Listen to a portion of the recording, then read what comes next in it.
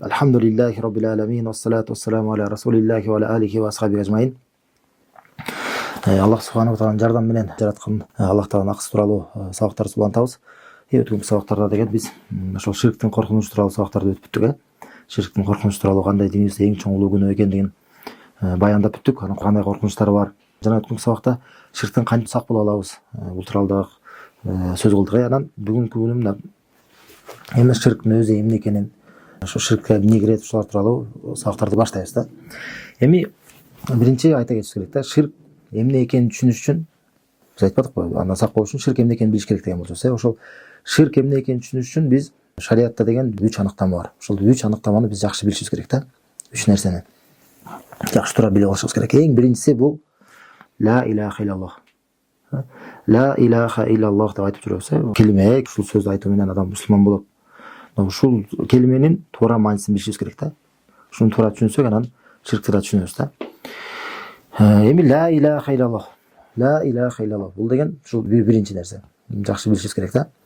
Ла илаха иллаллахтын туура мааниси ла ма'буда бихаққин иллаллах деп айтылат. Алымдар айтышат. Чоң тафсир алымдарда, чоң көптөгөн илгерки алымдарда айтып кеткен. Бул мааниси Аллахтан башка сыйынууга татыктуу зат жок. Аллахтан башка сыйынууга татыктуу зат жок. Ушул ла илаха иллаллахтын туура мааниси болот. Ушуну жакшы билип алышыбыз керек да. Мааниси кандай болуп калат экен? Аллахтан башка сыйынууга татыктуу зат жок. Адамдар кимге гана сыйынышпасын, ошонун баарысы сыйынууга татыксыз. Сыйынууга татыктуу бул бир гана жалгыз Аллах Таала. Жалгыз Аллах Таалага эле сыйынууга уруксат берилет. Эми ушул ла илаха иллаллахту жакшы билиш үчүн мунун деген эки түркүгү бар. Туура маанисин билиш үчүн эки түркүгү бар да. Бул деген нафи анан исбат деп коет да. Жокко чыгаруу анан тастыктоо деп коет. Жокко чыгаруу жана тастыктоо. Биз айтып атканда ла илаха деп айтканда биз жокко чыгарып атабыз. Илах жок деп атабыз. Илах жок деген сөз. Илах бар экендиги жок эмес. Татыктуу илах жок. Татыктуу илах жок деп айтып атабыз да. Татыктуу кудай жок. Бул жокко чыгаруу. Иллаллах, бир эле Аллахтан башка. Ла илаха иллаллах. Ошондон көрсө бир да татыктуу кудай жок сыйынууга. Бир да татыктуу илах жок, жалгыз эле Аллахтан башка. Мына ушул эки нерсе бириккенде, жокко чыгаруу жана тастыктоо бириккенде, бул эмне болот? Таухид болот да. Бул таухид. Таухид деген бул жалгыздоо деген нерсе. Ошондо гана жалгыздоо болот. Ушул эки нерсе бирге келгенде. Эки нерсе бирге келбей, бирөөсү эле келип экинчиси жок боло турган болсо, анда таухид болбой калат. Мисалы кандайча? Мисалы бирөө айтып туруп, айтат, мен Аллахка сыйынам деп атат. Мен Аллахка сыйынам деп атат. Бирок Аллахтан башкалар сыйынууга татыктуу экенин жокко чыгарган жок. Көрсөтүрбү? Аллахка сыйынам деп атат. Бирок Аллах менен бирге пайгамбарларга сыйына берет. Аллах менен бирге тооташтарга сыйына берет, бактарактарга, жылдыздарга, айларга, айга, башка нерселерге сыйына берет. Айга, күнгө. Анан бул эмне болуп калат экен? Бул Аллахка сыйынуу тастыктаганы менен башка нерселерди жокко чыгарбагандыктан бул таухид болбойт, бул мусулман болбойт. Өзү мусулман болуш үчүн ла илаха иллаллахты бөлүп келтириш керек да. Аллахка сыйынуулат. Аллах менен бирге башка нерселерге сыйынгандыктан мындай адамдар мусулман болбойт. Ошондой эле экинчи жокко чыгаруу эле бар болсо, тастыктоо болбосо, мисалы, эч ким сыйынууга татыктуу эмес. Биринчи жагы бар да. Эч ким сыйынууга татыктуу эмес деди, бирок жалгыз Аллах татыктуу экендигине тастыктаган жок. Мында дагы бул таухид болбойт да. Бул дагы анда ла илаха иллаллах мааниси болбойт. Бул эмне болот? Бул деген атеизм. Бул деген кудайсыздык. Качан баардык нерсенин сыйынууга татыктуу экенин жокко чыгарган болсо. Көрсөтүрбү? Атеисттер мына эч кимге сыйынышпайт. Ошондой эле эгерде адам мен эч кимге сыймайм десе, анан Аллахка сыйынып тастыктабаса, демек ал Аллахка да сыйынбайт. Ал кудайсыз. Аллах Таалага да ишенбейт. Көрсөтүрбү? Ошондуктан ислам бул ушул эки нерсе бирге болгондо анан ушул ислам болот, таухид болот. Ошол анан ла илаха иллаллах болот. Качан жокко чыгаруу, анан тастыктоо, эки нерсе бирге келгенде да. Ушул таухид деп коет. Мына жалгыздоо деген да, мына жалгыз Аллах Таала жалгыз сыйынууга татыктуу деген нерсе да. Жалгыз Аллах Таала жалгыз гана сыйынууга татыктуу. Жалгыздоо, таухид деген тилдик мааниси бул жалгыздоо. Эми жалгыздоо дегенде да түшүнүш үчүн мындай тилдик маани жагынан келсек дагы мындай жеңилирээк болуш үчүн мындай мисал келтиришет да алымдар. Белсеңиздер, мынтип айтылды. Бирөө мисалы мечитте Абдуллах дейт. Мисалы Абдуллах мечитте дейт. Мечитте Абдуллах деген менен бул эмне болот? Бул тастыктоо болуп атат да. Абдуллах бул деген мечитте отурат экенин тастыктап атабыз. Бирок ушул жалгыздоо болуп эсептелеби? Бул жалгыздоо эмес да. Бул мечитте бар экендигин эле айтып койдук. Мечитте ал менен бирге Мухаммад болушу мүмкүн, ал менен бирге дагы башка болушу мүмкүн, башка болушу мүмкүн. Бирок Абдуллахтагы мечитте бар экендигин тасдыктап койдук. Мисалы бирөө айтып атат, мечитте эч ким жок деди. Мечитте эч ким жок деди. Бул жөн эле жокко чыгаруу. Көрсөңөр, жөн эле жокко чыгаруу. Бул дагы бул жөн эле жокко чыгарууда бул тавхид болот. Качан карасаңыздар, тавхид деген жалгыздоо качан болот? Мынтип айтылса. Мечитте эч ким жок Абдуллахтан башка. Көрсөңөр, Абдуллахтан башка. Ушул деген тавхид деп айтылат. Ушул деген жалгыздоо деп айтылат. Көрсөңөр, эч ким жок мечитте, бир эле жалгыз Абдуллах бар дегенде. Ушул жалгыздоо деген нерсе ушул да. Жалгыздоо деген. Ошондон жалгыз Аллах Таала сыйынып татыктуу деген нерсе ушул. Эч ким татыктуу эмес. Эч кимге сыйынбаймын. Аллахтан башка бардыгына кайсы гана зат болсун, эч кимге сыйынбаймын. Бир эле жалгыз Аллах Таалага гана сыйынамын. Бир эле жалгыз Аллах Таала гана сыйынууга татыктуу экендигине күбөлүк беремин. Көрсөңөр, ла иляха иллаллах күбөлүгүн келтирип атканда ушул нерсе тууралуу күбөлүк келтирип аткан болобуз да. Ла илаха иллаллах деп. Аллахтан башка, ашхаду ла илаха иллаллах дейсе, күбөлүк келтиремин. Аллахтан башка сыйынууга татыктуу зат жок деп. Адамдар кимге гана сыйынбасын? Биринчи бөлүгү. Жокко чыгарабыз ошонун баарысын. Адамдар кимге гана сыйынбасын? Тоолорго, таштарга, дарактарга, өлүктөргө, маркумдарга, периштелерге, пайгамбарларга, күнгө, айга кимге гана адамдар сыйынбасын? Ошолордун баарысынын сыйынууга татыктуу экендигин мен жокко чыгарамын. Жокко чыгарам. Бирок сыйынуунун баарысын шариатта сыйынуу деп эмне гана аталбасын? Дуа кылуу, курмандык жалоо, үмүт кылуу, тоокел кылуу, кандай гана ибадаттын гана түрлөрү болсун, ошонун баарысын жалгыз гана Аллах Таала эле татыктуу экендигине күбөлүк беремин деп ушул эки нерсени бириктирип, анан жокко чыгаруу менен тасдыктоонун адам бириктирип, адам күбөлүк бергенде анан ушул адам мусулман болот. Ушул ла иляха иллаллахтын туура мааниси. Ошол себептен мына карасаңыздар, биз айтып жүрөбүз, Курандагы эң улуу сүрөлөрдүн бири Кул хуаллаху ахад деген, ихлас сүрөсү, ихластуулук. Динде болгон ихластуулук, Аллах Таалага динде болгон ихластуулук менен чыныгы калыс дин тууралуу, чыныгы Аллахты ибадатта жалгыздоо тууралуу болгон эң улуу сүрө, Курандын 3төн бирине жете болгон. Сонда эмне деп айтабыз? Кул хуаллаху ахад дейбиз. Айтканың ал Аллах жалгыз. Көрсөңөр, жалгыз. Айтканың ал Аллах бир эмес. Көрсөңөр, айтканың ал Аллах жалгыз. Эмнеде жалгыз? Сыйынууда жалгыз татыктуу. Сыйынууда жалгыз татыктуу, сыйынууга жалгыз татыктуу. Ошондой эле биз айтабыз, ийяка нa'буду ва ийяка настаин деп окуп жүрөбүз. Ар бир рекетте, ар бир намазыбызда эмне деп айтабыз? Жалгыз сага гана сыйынабыз. Жалгыз сага гана сыйынабыз. Жалгыз сенден гана жардам сурайбыз. Жалгыз сенден гана жардам сурайбыз. Эми бул мына ла иляха иллаллахтын туура мааниси ушундай болот. Эми бул ла иляха иллаллахка адамдардын арасында туура эмес маани берип жүргөндөр бар. Мисалы, кандай туура эмес маанилер бар? Мисалы, кээ бирлер айтышат, ла иляха иллаллахтын мааниси бул Аллахтан башка жаратуучу жок деп айтышат. Ла иляха иллаллахтын мааниси Аллахтан башка жаратуучу жок деп айтат дейт. Аллахтан башка жаратуучу жок, Аллахтан башка ырызык берүүчү жок, Аллахтан башка өлтүрүүчү жок, Аллахтан башка тирилтүүчү жок. Ушундай ишенимди жүрөк алып келүү дейт да. Ушундай якынды жүрөк алып келүү дейт да. Бул деген эмне? Бул ла иляха иллаллахтын мааниси эмес. Бул бирок акыйкат. Бул туура. Бирок ла иляха иллаллахтын толук мааниси болбойт да. Жана ушул нерсени жеткизиш үчүн пайгамбарлар келген эмес. Неге? Анткени ушул нерсени, алар айтып аткан нерсени мушриктер, ошо кафырлар пайгамбарлар келгенде, ошол кафырлар анысы деле бул нерсени тасдыктайт эле. Анысы деле алар билет эле. Аллахтан башка жаратуучу жок экендигин, Аллахтан башка өлтүрүүчү, тирилтүүчү, Аллахтан башка шифа берүүчү, пайда зыян баарысы жалгыз Аллахтын колунда экенин анын баарын тасдыктап билишкен. Булар тууралуу мисалы Аллах Таала Куран айткан: "Ва ла ин саалтахум ман халака ас-самавати вал арди ла якулуна Аллах" дейт. Сен эгерде алардан асмандар менен жерди ким жараткан деп сурасаң, ошо кафырлар дейт, алар сөзсүз Аллах деп жооп беришет дейт. Көрсөңөр, алар анысы деле алардан Аллах Таала өзү кабарлап берип атат. Сен сурасаң алардан асман менен жерди ким жаратты деп, алар сага Аллах деп жооп берет дейт. Эми алар ошону анысы деле тасдыктап атса, пайгамбарлар келип аларга ла иляха иллаллахты айткыла деген менен ушуну талап кылып атты беле? Анысы деле алар айткан нерсени. Эгерде алар айткан нерсе ла иляха иллаллахтын мааниси болгон болсо, анда алар мусулман экен да. Анда алар анысы деле анда мусулман болсо, анда эмнеге чакырып атты аларды? Көрсөңөр, бул ла иляха иллаллахтын мааниси эмес. Ла иляха иллаллахтын мааниси башкача. Анан негизи пайгамбарыбыздын саллаллаху алейхи вассалам учурундагы мушриктердин ишеними тууралуу, кандай ишенимде болгон, кандай амалдары болгон, өздөрү алардын дини кандай болгон, бул тууралуу да өзүнчө сабак кылабыз. Бул өтө маанилүү тема да, бул дагы алар кандай динде болгон да. Мисалы далилдерден бүгүнкү күнү мисалы христиандар менен иудейлерди карасаңыздар. Христиандар менен иудейлерден барып, сени ким жараткан деп сурасаңар, эмне деп жооп берет? Господь Бог деп жооп беришет, Аллах деп жооп беришет, Кудай Таала жараткан деп жооп беришет. Алар ошол менен мусулман болуп калып атабы? Жок, ал деген ла иляха иллаллах деген мааниси ал эмес. Аллахтан башка жаратуучу жок деген нерсе. Аны ансыз деле адамдар ансыз деле тастыктайт. Демек, Аллахтан башка жаратуучу жок деген сөз бул ла иляха иллаллахтын мааниси эмес. Ушуну биле алыш керек да, бул ла иляха иллаллахтын мааниси эмес. Адам мусулман бол дегенде ушул нерсе талап кылынбайт. Ушул нерсе талап кылынбайт да.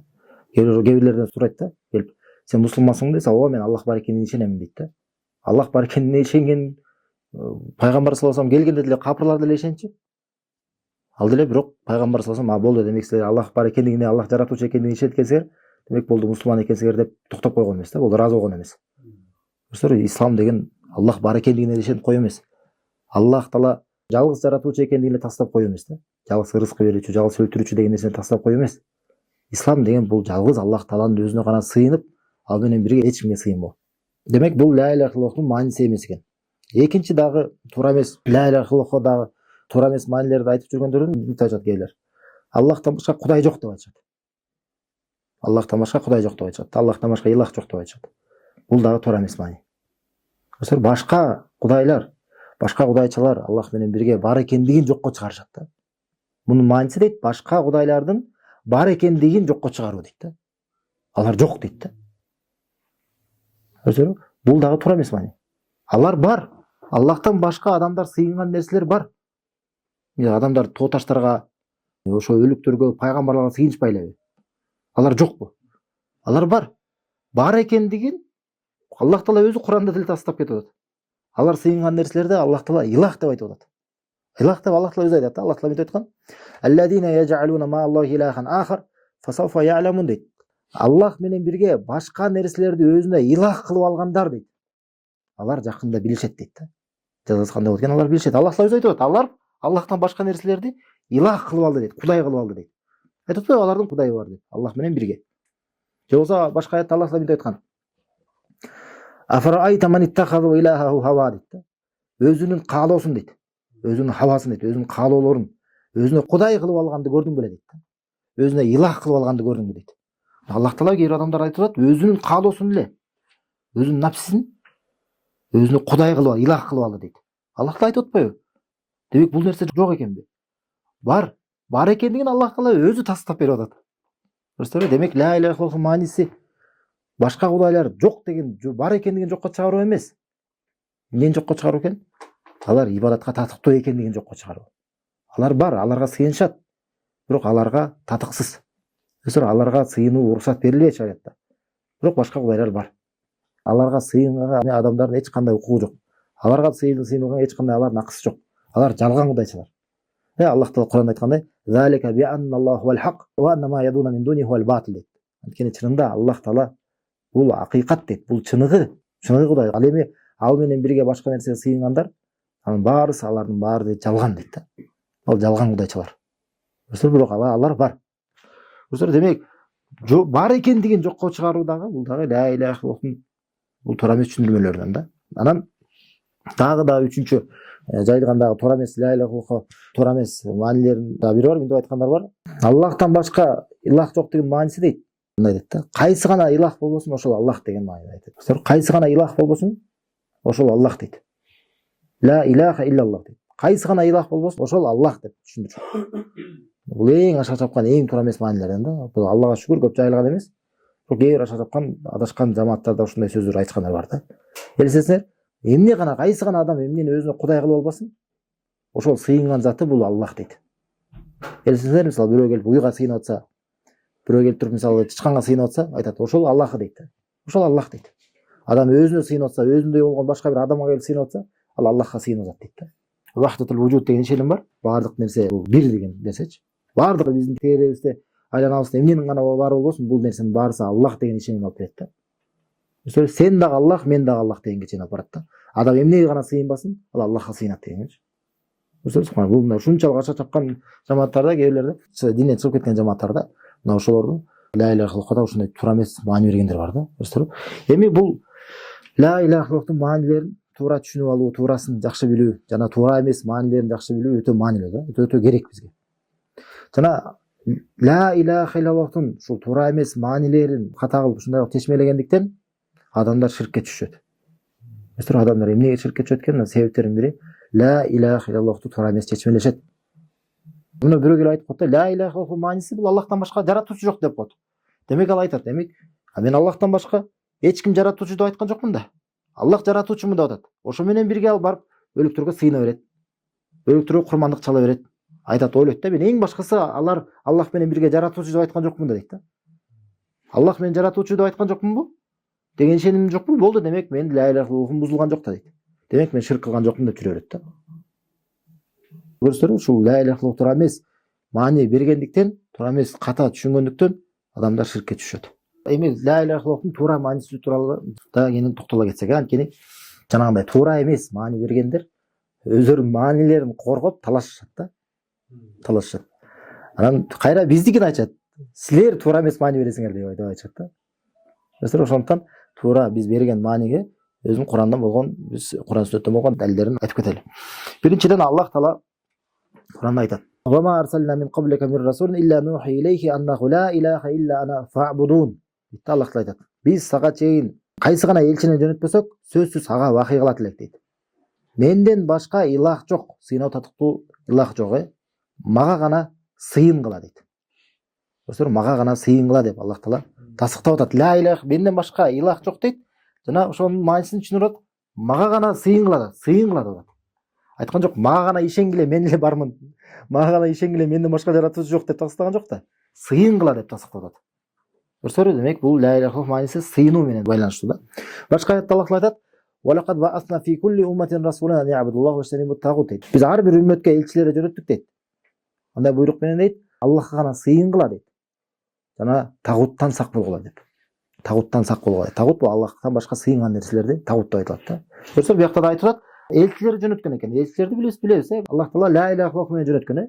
Мына бул аятта ла илаха иллаллах маанисин Аллах Таала чечмелеп берип атат, өзү айтып атат. Эмне дейт? Ар бир үммөткө элчин жөнөткөнбүз, кайсы буйрук менен дейт? Аллахка гана сыйынгыла деп. Көрсөңөр, Аллахка гана сыйынгыла. Жана Аллахтан башка сыйына турган нерселерден сак болгула деп.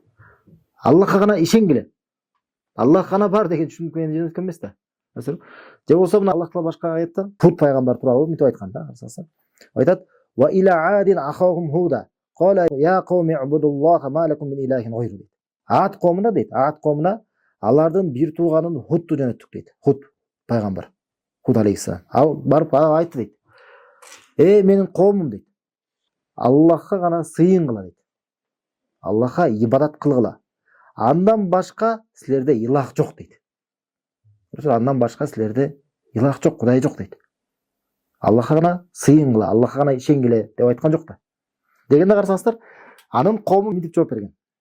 Худтун коомучу ага каршы чыгып мынтип жооп беришкен: "Ажитана ли нa'будаллаха вахдаху ва назара ма кана я'буду абауна" дейт.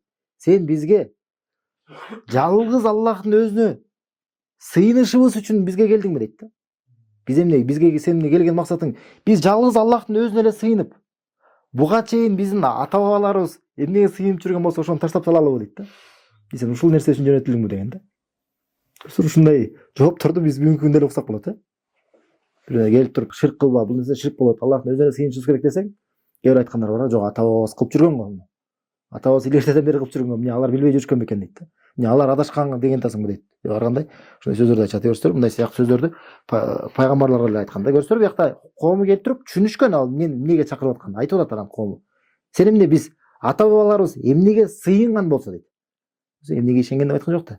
Эмнеге сыйынган болсо ата бабаларыбыз.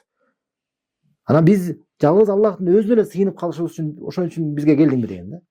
Же болсо башка аятта Аллах Таала мынтип айтат: "Ва илахукум илаху вахид ла илаха илля хур рахманур рахим" дейт. Силердин Кудайыңар дейт, илахыңар бул жалгыз илах дейт. Жалгыз болгон илах. Жана андан башка сыйынып татыктуу зат жок, ал мээримдүү, ырайымдуу дейт. Ибн Жарир ат-Табари деген чоң улуу Куранды түшүндүрмөй турган улуу алым бар да. Бул Ибн Жарир ат-Табари деген алымдан дагы Куранды чечмелеген эң андан дагы улуураак алым жок да. Китеп катары түшкөндөн. Китеп катары тафсир болуп жазылып калган алымдардан ошо Ибн Жарир ат-Табари эң улуу муфассир болуп эсептелет да, Куранга түшүндүрмө берген. Ошол айтат. Якул дейт, Алла айтат: "Ла ма'буда би хаккин тажуза ибадату" деп түшүндүргөн да. Мааниси дейт ла илаха иллаллахтын. Бул аятта келген айтат: Аллахтан башка чыныгы, татыктуу, ага сыйынууга уруксат болгон зат жок дейт. Ага сыйынууга уруксат берилген зат жок дейт. Айтат: "Ва тасluhu al-uluhiyatu lahu illa Allah." Жанагы улухияны, ибадатты арноого болгон, аны Кудай деп биле турган бир дагы зат жок дейт, бир эле Аллахтан башка. Аллади хадиhi сифату сифату. Анткени мына бул аятта айтылган сыпаттар анын сыпаттары болот дейт. Аллахтын сыпаттары, жаратуучу, мээримдүү, ырайымдуу. Ошо айтат: "Фадууху айюхан нас мухлисина лаху дин." Ошондуктан адамдар ага гана сыйын кыла дейт да. Ага гана сыйын кыла, ага гана дуа менен кайрылгыла. Диниңерди ыхластуу болгон абдай. Мухлисина лаху таат дейт. Ошондой эле ага баш ийүүдө дагы ыхластуу болуп дейт. Муфридина лаху улухията, жана жалгыз эле гана Кудай деп билип дейт. Ла тушрикуна фи ибадати шей'ан сивагы дейт. Жана ибадатыңарда дейт, ибадатта, сыйынууда ага эч нерсени шерик келтирбеген абалда дейт. Өсө ибадатта деп түшүнүлөт болот да. Айтат: "Мисалы дейт, мин ватанин ва санамин ва ла тажалуна лаху ниддан ва ла идлан" дейт. Бир кандай бутпарас болбосун, идалдар болбосун дейт. Эмне гана болбосун, эч кимди ага теңдеш кылбагыла дейт. Эч кимди ага теңдеш кылбагыла деп Ибн Жарир. Достор, биз айткан маанини ошол илгерки Имам Табари деген чоң улуу аалым ошондой маани берип кеткен. Жана бул эле эмес, көптөгөн тафсир китептерин ачсаңыздар ушундай маани табасыздар да. Ибн Касир, башка көп аалымдар ушундай маанини беришкен да. Жана бул маанини пайгамбарыбыз да саллаллаху алейхи вассалам өзүнүн коомуна келип айтканда: "Кулу ла илаха иллаллаху туфлиху" деп айткыла дейт. Аллахтан башка сыйынтаттык зат жок. Ошондо ийгиликке келесиңер. Ошондо деген ийгиликке жетесиңер. Ушундай деп ла илаха иллаллаху аларды чакырганда пайгамбарыбыздын саллаллаху алейхи вассалам убагындагы мушриктер дагы мунун маанисин түшүнүшкөн. Эмнеге чакырып аткан? Эмнеге чакырып аткан? Ошондон алар мынтип айткан: "Ажалал алихата илаха вахида, инна хада ла шей'ун уджаб" деген. Булар эмне кудайлардыбыздын баарын бир эле Кудай кылып койгусу келип атабы деген да. Биз эмне бир эле Кудайга сыйынтып койгусу келип атабы деген да. Чынында бул таң калыштуу нерсе деп алар. Алар четке кагышкан да. Чынында бул таң калыштуу нерсе дешкен да. Ошо хадисте окудук эле го. Пайгамбар саллаллаху алейхи вассалам келип туруп, Абу Талипке келип туруп, өзүнүн агасына келип туруп, ага дейт, ла илаха иллаллах деп айт дегенде, айт дегенде, жанындагы анын эки досу, ошо Абу Талиптин эки досу эмне деп айткан ага? Сен эмне атаңдын динин таштагантасыңбы деп айткан да. Ошо алар түшүнгөн бул эмне экенин. Ошо ата бабанын динин, ошо капырчылык, Аллахтан башка сыйына турган нерсени таштап, жалгыз Аллахтын өзүнө сыйынып калат экендигин билишкен алар. Ошо айтышат, сен ла илаха иллаллах азыр айтсаң, сен анда эмне ата бабаңдын динин таштап саласың деген да. Жана буну да тастыктай турган, ла илаха иллаллахтын ушул маанисин тастыктай турган бизге Курандан аяттардан Аллах Таала мынтип айтат. Зухруф сүрөсүндө Ибрахим тууралуу айтат. Ва из кала Ибрахиму ли абихи ва кавмихи иннани бараун мимма та'будун. Мына Ибрахим өзүнүн атасына айтты дейт. Өзүнүн атасына жана өзүнүн коомуна айтты дейт. Ибрахим алейхиссалам. Айтат: "Силер эмнеге гана сыйынбасаңар, мен ошолордун баарысынан баш тартамын" дейт. Достор, Ибрахим өзүнүн коомуна келип туруп, өзүнүн атасына алар менен бирге ошолорду кайрып туруп ушул сөздү айткан экен. Силер эмнеге гана сыйынбасаңар дейт. Достор, эмнеге гана жаратуучу деп ишенсеңер деп айткан жок да. Силер эмнеге гана сыйынбасаңар, ибадат кылбасаңар, кайсы гана заттарга, мен ошолордун баарысынан мен баш тартамын дейт. Мен баш тартамын дейт. Иллаллази фатарани дейт. Бир эле мени жараткандан башка дейт. Мени жараткандан башка. Айтат: "Фа иннаху саяхдин" дейт. Анткени чынында ал мени туура жолго салат дейт. "Ва жа'алаха калиматан бaqiyatan fi aqbihi la'allahum yarji'un" дейт. Жана ушул сөздү Ибрахим өзүнүн урпактарынын арасында кала турган сөз кылды дейт. Мүмкүн алар акыйкатка кайтышар дейт. Ушул сөздү Ибрахим алейхиссалам өзүнүн урпактарында кийин кала турган сөз кылды дейт. Эмне деген сөздү? Силер эмнеге гана сыйынбасаңар, мен ошолордун баарысынан баш тартамын, мени жараткандан башка дейт. Ушул сөз толук так анык ла илаха иллаллахтын мааниси ушул аятта жатат да. Ушул аятта жатат. Айтып атпайбы Аллах Таала ушул сөздү кийин кала турган сөз кылды деп. Мына бизге чейин жетип келген ушул сөз ушул. Айтылган ла илаха иллаллах сөзү. Анан мына ушул Ибрахим дагы мына ушул аятта Аллах Таала өзү бизге түшүндүрүп берип атат. Ла илаха иллаллахтын мааниси кандай экендигин. Ибрахим сөзү аркылуу. Эмне дейт? Силер эмнеге гана сыйынбасаңар, ошонун баарысынан мен баш тартамын дейт. Мына бул ла илаха деген сөз. Ла илаха. Аллахтан башка эч бир сыйынып татыктуу зат жок деген. Мен ошонун баарысынан баш тартамын. Адамдар эмнеге гана сыйынбасын, мен алардын баарысынан баш тартамын. Мен аларга эч кимсине сыйынбаймын. Адамдар эмнеге гана сыйынышы мүмкүн? Мисалы ошол Ибрахим өзүнүн коомуна кайрылып атат. Кимге сыйынышчу алар? Жылдыздарга сыйынат эле, күнгө сыйынышат эле, айга сыйынышат эле, өздөрү колдору менен жасап алып бир кандай бутпарастарга сыйынышат эле. Ошолор менен бирге алар Аллахка да сыйынышат эле. Аллахқа сыйынышпайт беле. Аллахқа сыйынышат эле. Көрдүңүзбү? Айтат, силер Аллахқа сыйынасыңар, айга, тооташтарга, башка нерсенин баарысына сыйынасыңар. Мен ошолордун баарысынан баш тартамын дейт. Бирок баарысынан баш тартып салса, Аллахтан да баш тарткан болуп калат да. Туурабы? Бирок дейт, мени жараткандан башка дейт. Баарысынан баш тарткан бир эле мени жараткан Аллах Таала, мен андан баш тартпаймын дейт. Андан баш тартпаймын. Ал мени жараткан. Айтып көрсө, эмнеге мени жараткан деп атат. Аларга кайра эскертип атат. Аллах Таала силерди жараткан го. Ал мени жараткан. Силерди дагы жараткан. Ошол жаратуучу затка ошого эле сыйынбайсыңар деп атат. Аларга эскертип кетип атат кайра. Эмнеге силер жаратпаганга сыйынып атасыңар депчи. Чынында ал менин туура жолго салат деп. Достор, ушул сөз мына ла иляха иллаллахтын мааниси. Кандай экен, адамдар эмнеге гана сыйынбасын? Баарысынан баш тартабыз. Бир эле бизди жараткан. Бизге ырыскы берген. Бизге өмүр берген. Пайда зыян анын колунда болгон. Бардык аламдардын Раббиси, эгеси, жаратуучусу болгон жалгыз Аллах Тааладан башка. Ушундай сыпаттарга ээ болгондуктан ал жалгыз өзү гана сыйынууга татыктуу. А ким мындай сыпаттарга ээ болбосо, ал сыйынууга татыктуу эмес. Кандай жаратпаган зат, кандай ал сыйынууга татыктуу? Өзүбүздө алсыз болгон зат кандай ал сыйынууга татыктуу болушу мүмкүн? Дагы башка муну тастай турган аят, Аллах Таала Али Имран сүрөсүндө мынтип айткан. Кул дейт, Аллахтын элчисине кайрылып мынтип айткан. Айткын дейт. Кул я ахлал китаби таалау иля калиматин саваан байнана ва байнакум. Аллахтын элчиси айт дейт. Китеп ээлери дейт. Иудей менен христиандарга ушинтип айтууну буйрук кылган. Аллах Таала пайгамбар саллаллаху алейхи ва саллам жана бизге дагы китеп ээлери дейт. Иудей жана христиандар. Келгиле дейт, келгиле. Силер менен биздин ортобузда болгон акыйкат бир сөзгө келели дейт. Şu bir sözgө келели. Акыйкатка келели. Ал эмне деген сөз? Айтат: Алла нa'буда иллаллах. Аллахтан башка эч кимге сыйынбайбыз деген сөз дейт. Ошто Аллахтан башка эч кимге сыйынбайбыз деген ушул сөзгө келгиле деп. Бул сөз ла иляха иллаллах сөзү. Айтат эмне дейт Аллахта? Аллахтан башка эч кимге сыйынбайбыз деп. Ва ла нушрику бихи шай'a. Жана ага эч нерсени шерик кылбайбыз деп. Айтат: Ва ла яттахиду бa'дуна бa'дан арбаба мин дунилlah. Жана бири-бирибизди Аллахтан башка Рабби кылып алып албайбыз деп бири-бирибизди. Fa in tawallu faqulu shhadu bi anna muslimun дейт. Эгерде алар баш тартса дейт. Эгерде алар бул сөзгө келбесе, анда айткыла дейт. Аллах Таала бизге айтып атат. Анда айткыла, анда күбө болгула. Биз мусулманбыз деп. Биз мусулман болгондугубузга анда күбө болгула деп. Көрсөңүздөр, бул аятта Аллах Таала толук менен ислам эмне экенин, ла иляха иллаллах эмне экенин түшүндүрүп берип атат. Христиандарга жана иудейлерге биз эмне айтышыбыз керек экен? Келгиле. Мына акыйкатка келели. Силер менен биздин ортобузда болгон бир сөзгө келели. Ал эмне болгон сөз? Жалгыз Аллахтын гана өзүнө сыйынабыз, жана ага эч нерсени шерик кылбайбыз. Ушул сөз, ла иляха иллаллах сөзү мааниси ушул, көрсөңүздөр. Бир эле жаратуучу бар деп ишенели деген сөз айткан жок да Аллах Таала. Өзү айтып айткан жок да. Эмне деп айтты? Жалгыз Аллахтын өзүнө гана сыйыналы. Ага эч кимге шерик келтирбейли деген сөзгө келгиле деп чакырып атат. Эгерде буга келбесе, анда айтат, анда күбө болуп койгула, биз мусулман экендигибиз дейт. Көрсөңүздөр, биз ушул нерсени тастыктап, ушул нерсеге келип, анан биз мусулман болдук. Биз мусулман болдук, ошого күбө болуп койгула деп айткыла дейт Аллах Таала.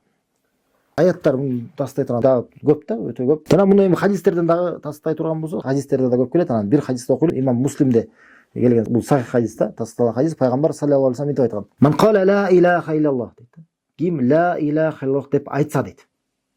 Ошо ла иляха деп айтса. Айтат: "Ва кафара бима ю'баду мин дунилlah" дейт. Жана Аллахтан башка кимге гана сыйынылбасын, ошонун баарысынан баш тартса дейт. Көрсөңүздөр, ла иляха иллаллах айтып атат, ошонун карама каршылыгына айтып кетип атат.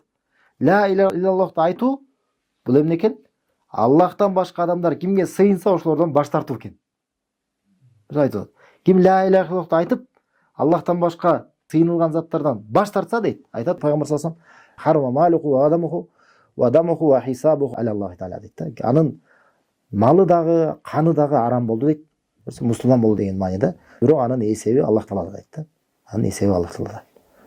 Көрсөңүздөр, мына ушул дагы пайгамбар саллаллаху алейхи ва саллям өзү дагы ушундай маанини бизге тастап кеткен да. Эми бул биринчи түшүнүк болду. Ла иляха иллаллах. Өздөр өтө маанилүү, өтө жакшы биз билип алышыбыз керек. Ар бир мусулмандан сураганда ла иляха иллаллахтын мааниси эмне дегенде эмне деп айтыш керек? Аллахтан башка сыйынууга татыктуу зат жок. Адамдар эмнеге гана сыйынбасын, ошонун баарысы сыйынууга татыксыз. Аларга сыйынган болбойт. Аларга адамдар сыйынышат, бирок ошондой сыйынганга аларга уруксат берилбейт. Алар жалган кудайлар, акысыз кудайлар. жалгыз баардык сыйынууга татыктуу болгон бул бир гана Аллах Таала. Анткени ал бизди жараткан. Пайда зыян анын колунда. Баардык нерсени башкаруучу жалгыз Аллах Таала. Ким андай болсо, эч ким сыйынууга татыктуу эмес да. Ушул ла иляха иллаллахтын мааниси. Эми айттык го, мааниси эмне экен? Аллахтан башка сыйынууга татыктуу зат жок. Сыйынууга татыктуу зат жок. Эми экинчи түшүнүк, үч түшүнүк билишибиз керек деп коебуз. Экинчи түшүнүк бул ушул сыйынуу деген эмне?